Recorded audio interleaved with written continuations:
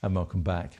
United Christian Broadcasters Asia has only been established for a little over 5 years, but their radio and television projects in countries like the Philippines, Indonesia, Thailand and Vietnam break new ground all the time. These are countries with populations of many millions of people, vastly different to our own. UCB Asia's first base was in the Philippines, a country of an estimated 90 million people, where the average age is just over 20 years old, and the people are extremely high-tech savvy. If there's a new technology to adopt, it will have been adopted in Manila before we've even heard of it here in New Zealand. Well, heading up UCB Asia is Chuck Quinley, whose passions include music, motorcycles, and now the media. But as he told me when he visited New Zealand earlier this year, that wasn't how he saw his life panning out at all. I'm a missionary by accident. I wanted to be an attorney, and then I felt the Lord calling me into full-time ministry, and I assumed I'm a pastor. And I had an opportunity when I was 23 years old to go for 1 year. Sherry and I had a 6-month-old baby, and serve in Jamaica. But after 5 years, we realized that we had to connect with international people. If they saw us, they smiled like we're old friends, and if we talked, they trusted us. And they would open their heart, and we liked them, they liked us, and we said, you know, this is not, we didn't work for this. It's just a given from the Lord. And then I had an opportunity to go to Manila, and we lived there for 18 years, and we planted churches, and I was the president of a seminary. And then 5 years ago, we made the transition, and we're media missionaries now. So. Which is the new place to be, isn't it? Yeah. So we've got UCB working in Thailand and the Philippines, both quite young projects.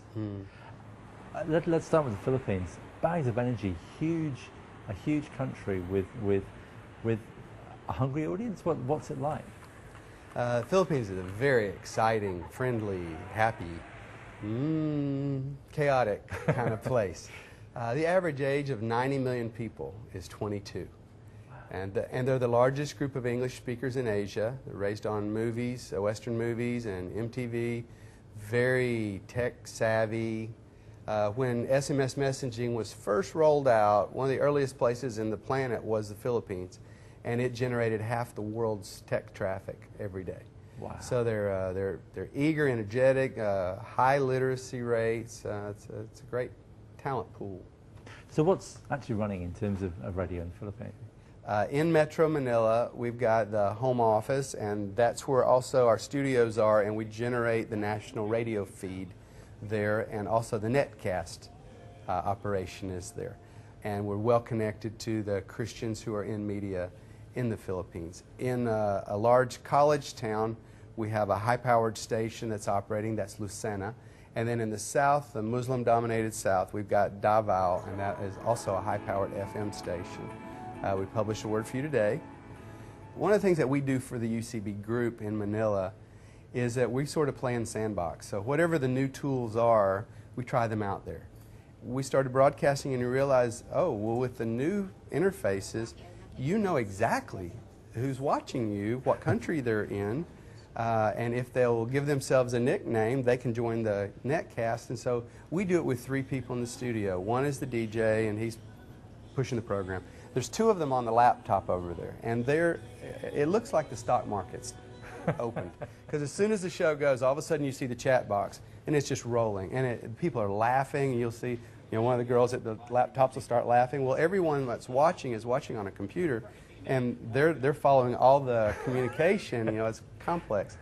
It also helps the DJ understand they're not always listening to you, and so now you just want to get in on there. And they say it's like a bunch of friends in the living room, and you've got your favorite music playing, but you have conversation going on, and it's working well.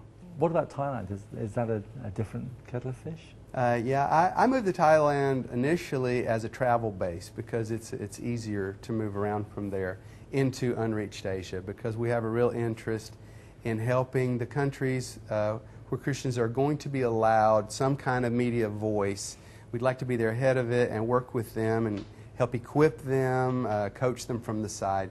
We have some really exciting things happening. You know, in Vietnam this year, for the first time, underground churches asked the government if they could gather together. And the first gathering was at Easter, and they had 3,000 people gather, and no arrests were made.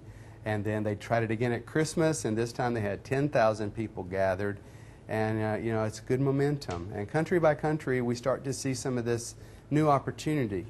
And we just want to make certain that we're equipped for it. So in Thailand, we have a joint venture with another ministry called Emerge, and they're a training ministry. And so we're trying to set up, we're operating it right now. It's a 10-week residential program called Media Light. And they live on base, and they've come from 6 countries, this first batch. We limit the enrollment to 25. And we work on their personal life in the morning, spirituality, and those kind of things. And then after lunch, then we change to media production. And they learn video production, internet ministry, how to run a radio station. And they just, we run about 12-hour days, 6 days a week. But they get a lot of skills, and they get a network of friends to stay encouraged with, and also to draw each other into their projects. When they need short-term help, they can just, you know, email each other and move to assist. Do you feel you're just scratching the surface? Oh yeah, nobody will ever reach Asia. It's too big. You can reach millions within Asia, but you know, when you're talking about Asia and 1040 window nations, it's 2/3 of the planet's population lives there. Half of them still do not have a clear awareness of even who Jesus was. It's just not fair that you live your whole life and the devil steals, kills, and destroys, and then when you finish this sad life, you find that you're not acquainted with the God of eternity, and we just can't allow that. Chuck Quinley from UCB Asia. And don't forget that we'd like to hear your thoughts on our programme. You can email us your feedback at yourviews@rbg.co.nz. That's yourviews@rbg.co.nz. And you could receive a copy of this beautiful study Bible, courtesy of the Church of Christ bookshop. This week, the Bible's going to Pam Kennard, who was very encouraged by last week's interview with Nikki and Andy Bray. Pam, thank you for writing to us, and we hope you'll get some good use out of your new study Bible. Well, just before we go tonight, remember our story a few weeks ago about the free-range robotics team which was heading off to the World Championships in Texas? Well, we're delighted to tell you that they've done it. The robot designers, who were mentored by Massey University Engineering, won the 2010 Grand Final in alliance with a team from Kristen School and a team from China. As well as bringing home first place overall trophy, they also won awards for web design, engineering and programming, and also the Energy Award for enthusiasm and dedication. Well done, everyone. And that's our programme for this week. Thank you for joining us. We'll see you again next week. Bye for now.